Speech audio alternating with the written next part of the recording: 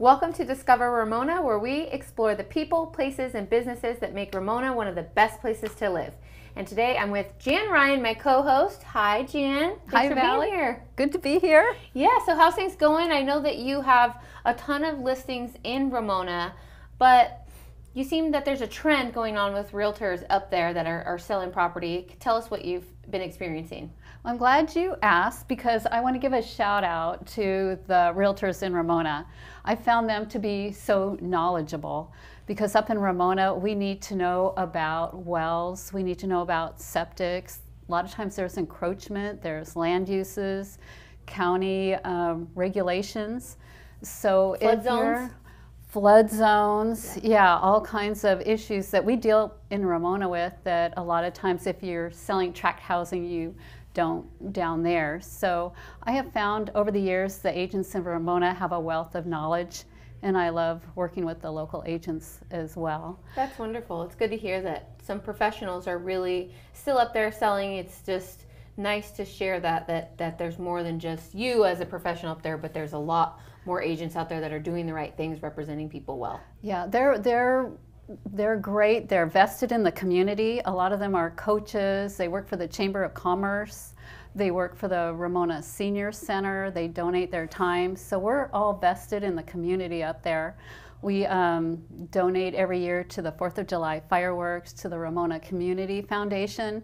So when you work with a Ramona agent, if you don't work with me, I highly recommend working with an agent in Ramona when you do sell your home.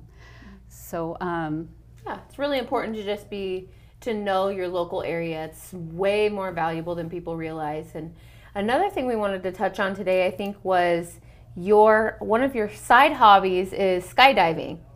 Yeah, that's another thing. It is my passion. A lot of people know that, and it's been a life lesson in confronting fear and enjoying life. So, and it's safer than the drive down there. My daughter actually got me into the sport, and she told me when she leaves the drop zone the sun's brighter and the sky's bluer. So I have found that to be so true. So it is probably the best way to get rid of stress, anxiety, fear. You come away and you feel so happy. I like to go to Starbucks after and sit there and I look around and I say, who else had this much fun today? And if any of you have been thinking about doing it, hit me up. If you want to do a tandem, I love to share the stoke. Wait, can you skydive with someone? I can't, but I can hook them up with someone who's excellent that I highly recommend. And you'll go with them in the plane and make them feel comfortable. I would love to do that. I will not be joining you, but we do want to encourage people if they're interested. You've got that little itch, right? That you're one of the safest things you can do as a sport is, you said it's safer than driving down there. It is safer than the drive down there. And again, I love to share the stoke, so just hit me up. Well, that's so cool and interesting, Jan. And you always bring in amazing guests for us to meet and learn about Ramona. So who did you bring in today? I brought in Tim Connolly. I think most people in Ramona do know him. He started the Facebook group Love My Ramona. I think it's one of the best pages out there. And his business is photography and more. It's more. I'll let him tell you about it. I'm pretty excited about it. I'm excited to meet him. Let's meet him.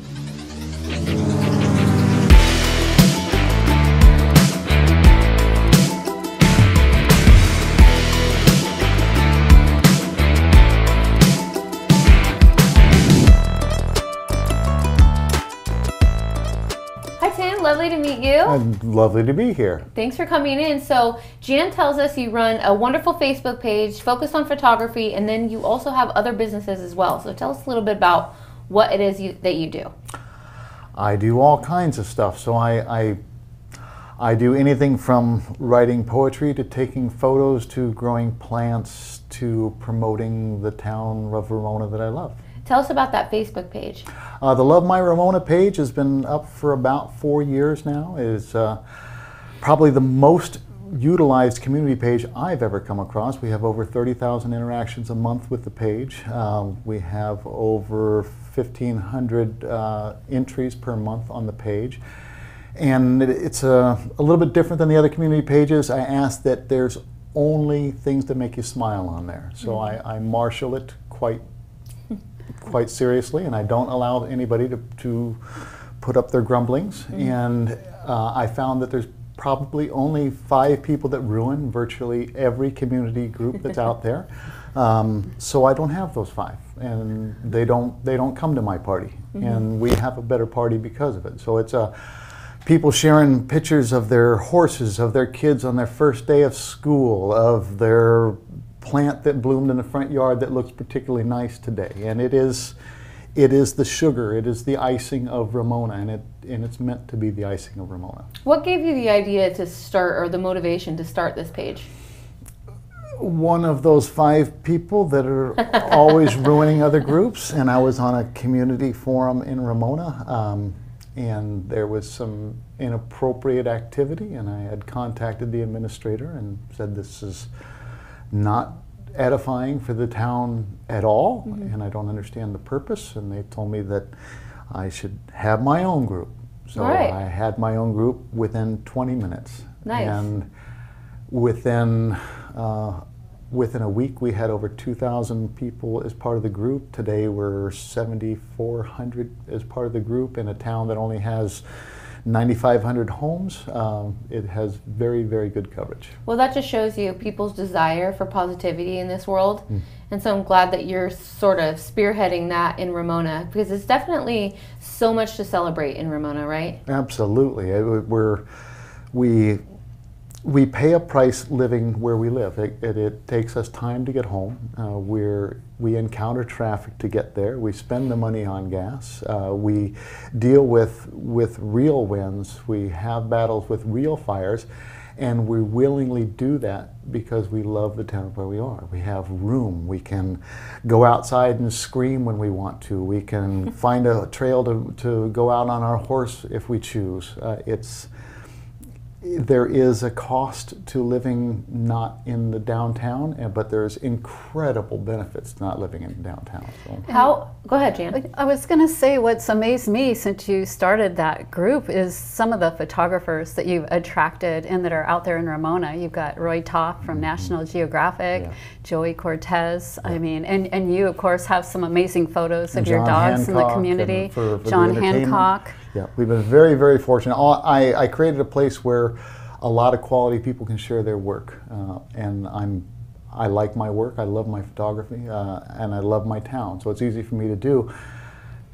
And then I have people like Joey Cortez, who has an amazing eye for wildlife, and Roy Toft, who I'm writing the intro to his wildlife book. And Roy Toft goes around the world photographing incredible things. But at that being said, some of the neater things that he photographs are in Ramona with camera traps that he has, because he has incredible skills and equipment to be able to catch the pumas that we don't normally see, or a family of skunks behaving naturally at night. And so we're very, very fortunate to have the wildlife and have somebody like him to capture it. The group has brought all these people together, and now we can all talk about what we're shooting. It sounds like your group really represents the artistic side of Ramona too. Yeah. That it's not just politics and kind of like the uglier side of life, but it's really, like we said, celebrating the uniqueness of Ramona. The wildlife that's so interesting to capture. You know, it's really rare to. You said it was a puma? Yeah, mountain lion, puma, yes. Yeah. Or Joey Cortez got a wonderful video of a bald eagle day before yesterday, and unbelievable. And it's not like he's using a camera from a mile away. He had to be close enough to be able to really see this bald eagle, and you can watch the feathers blow and as it looks around. And we've got a pair of bald eagles, we've got a pair of golden eagles up there, and we've got some real special things that we try to take care of and share. Interesting. And I love to post too, so it's not just the renowned photographers, but there's amazing just everyday photographers Jan that says post. that. Jan posts some of the nicer photos that we have because she walks up Mount Woodson, which is probably one of our harder hikes, regularly. She was there today as well. And she goes at the crack of dawn, so you're getting the sunrise over Ramona from the top of the tallest mountain around that she gets, and she has many wonderful captures. So it's not just the professional photographers. There's a lot of, if you have a passion for the area, if you love your kid, you're going to get the best picture of your kid. If you love your town, you're going to get some good pictures of your town. And that's what we've attracted. Well, tell us about your photography. I like shooting people. So I do shoot some nature stuff, but it's not really my forte. I like candids. I like people. So I just had the rodeo over the weekend. It's one of my favorite things to shoot. I don't shoot the events. I come to shoot the people, and that I try to shoot the kids and the mothers and the dads interacting, and the nervousness that you get before an event happens. And I shoot eyes, I shoot emotion, and I spend a lot of time with my photos. So I tell people that any photo that I'll show somebody a picture and they'll go, oh, that's great. Well, oh, that's great. I spent 5 minutes on that. It was a great photo when I took it. It's an amazing photo after I worked on it. So, but I love my photography, and I spend a lot of time even reviewing my old work because I enjoy capturing emotion. I enjoy stopping time. Wonderful. And then Jan tells us you have some other endeavors that you work on. Yes, I am a gardener as well. I'm a farmer by trade, and I've done that for more than 30 years. I'm very good at growing vegetables, especially in our area, which is a challenging area. So I have grown over 200 different varieties of specialty vegetables, from 20 varieties of melons to 50 varieties of tomatoes, every kind of beet and carrot and turnip and radish that you can ever think of. I've earned my living my entire life as a produce salesman person. I understand produce very well. And I understand how to grow it. So I enjoy getting people to understand the challenges of our area and getting them past that point of saying, I don't know how to garden, or I'm not a good gardener. And to me, I hear that I'm not a good gardener. To me, that's like, and they say, oh, my everything always dies. I say, well, did you have a dog as a kid? Yeah. Still got it? Nope. Okay. So you don't say you're a bad dog person, but that dog had a life and it lived it. And your plant had a life and it lived it. And if you were watching all the way along, the next time you get a dog or the next time you get a plant, you'll do a little bit better job. But it's still going to have a finite life, and understanding the cycles of what's going on will make you operate inside of that better, and you'll have more success. So it's just a matter of doing it more. And I like to get people to grow their first garden because it's a spiritual thing. You are more in touch with everything around you after you grow a plant.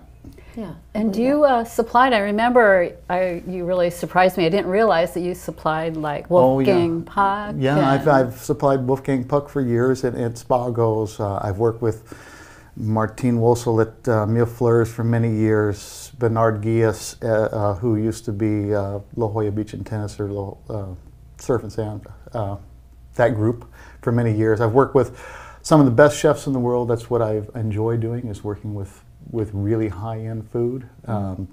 I work with the culinary team at Verona Casino very closely, and work with people who are willing to change a menu according to season. That's what I enjoy, is somebody who doesn't want to open the menu for the whole year, but somebody who understands that there are different windows that we can take advantage of and have better food that way. There are quite a few farm-to-table restaurants or pop-ups in Ramona that I've heard about.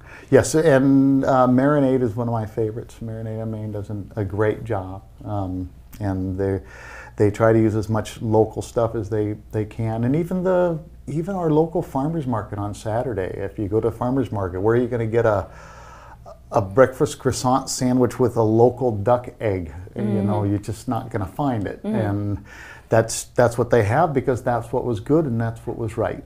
In the same ways that somewhat the tradesman skills have been kind of lost in this new generation, I feel like the same when it comes to gardening, sewing, you know, those kind of things that they're life survival type of skills that we should have, that we've kind of lost over the years. So you enjoy teaching people how to garden and showing them that it's still possible. Absolutely. Any age. Any age. And if I was to give the biggest caution, my biggest caution to somebody who is starting their first garden is, don't plant more than you can work. And that's what often happens, is people go, oh, I've got this beautiful area. It's 30 feet by 20 feet, we're not doing anything with it. Let's put a garden in and we'll plant all those plants. Well, you don't need all those plants, and you won't care for all those plants. And you will curse those plants when you're out there at 100 degrees weeding those plants, or realizing that you planted things too close together because you wanted to have more plants in that area. So coaching people, if there's one thing I could tell everybody to do, is be careful how much you plant. It's, of course, you want to plant in season. Learn your season, plant in season. And I will have a class in October 7th. I'll have a small class in Ramona explaining what to grow in our fall and winter season, because really we have two seasons. It's fall, winter, and summer. So we're in summer right now. We don't plant for fall and winter until about October 15th, so I'll do it just before then. And you're not going to grow a good tomato if you plant in October. Doesn't matter who you are. And even if it does come out, even if you can get it out, it didn't have the sun to produce the sugars it has. And the same thing with a head of lettuce. I can grow a head of lettuce in July, but it won't taste like it will in February. It'll have more prominent flavors you probably won't care for in July. And it'll be a lot more challenging to produce. So you start with the plants that want to grow in the time of year you're in, and you plant as many of them as you're willing to manage. And Tim, for living in Ramona, where do you recommend going to get some good produce? We have some great farm stands, and I'll be the first to blow the whistle of Connolly Farms, because it's my brother. There we go. Connolly Farms on Telford Lane. They're open on Saturdays. They have an off-the-farm farm stand, but you have plenty of others. Little Patch of Heaven does a great job with lots of items that they're coming in with. For the average shopper, and that's going right to the farm. Go right to the farm, buy it right from the farm whenever you can. It's good for you to make that extra drive and step onto a farm and buy that product. But if you don't have the time, I really like Ramona Family Naturals. I think Robert Bradley does a great job with his produce. He understands seasons. He understands why things should be organic, and they should. So that would be and the farmers market, of course. Our farmers market's growing week by week. So our Saturday farmers market's another great place to go. That's good to know. I find you an incredibly gifted individual. Like, you have really, it seems like you've served your special gifts and your purpose here. Like, you didn't let anything go to waste. You've used your mind, you used your creativity, you used your knowledge for good. And that's what I feel like we lose track of with people, you know, and just to meet somebody locally that still has that, about themselves. I find that really interesting. Very kind of you back to basics, back to nature, back to basics. Yeah, exactly. And just using your brain for good, and it's a gift. It really is. I like to tell the story of Ramona. So, and you told you how the Love My Ramona started. Well, one of the first things that I put on the Love My Ramona page was an article I wrote called A Cut Above about Wayne the Barber. Wayne the Barber is the barber at City Barber who started working on Main Street with a large glass window that looks right onto the public, so we all get to see him when we drive by. He started there in 1965. He's there today. Still standing at the same chair that says 1965 on it. It still has an ashtray on the side of it, because that's when it started. And he's standing there every day. I mean, he was a young man in 1965, but it's not 1965. And if there's no one getting their hair cut from 5 to 5:30, he does not close the door 1 minute before 5:30. He's an honest man who works every minute of every day, and he's got a story and a joke and an admiration for everybody who comes in. And that kind of work ethic and this kind of stories that you can hear in an old-time barber shop like that. And it was the first thing I wrote about. And I drove by, I saw him, I said, I'm going to go write your story, Wayne. And I came, I said, Wayne, I've had my hair cut there for years, but I want to write about you. And now I go in there, I'm in Wayne's place once a week, although I don't get my hair cut that often. But just to feel Ramona, because you can feel Ramona when you're there.